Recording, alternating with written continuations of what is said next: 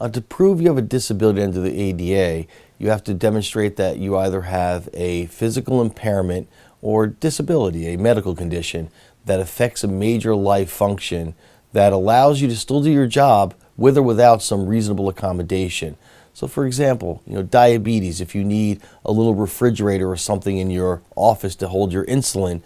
if your employer doesn't accommodate that, or if your employer does something negative to you, like fires you or disciplines you for treating that condition, that can trigger a claim under the disability statutes, both under the federal law and the state law.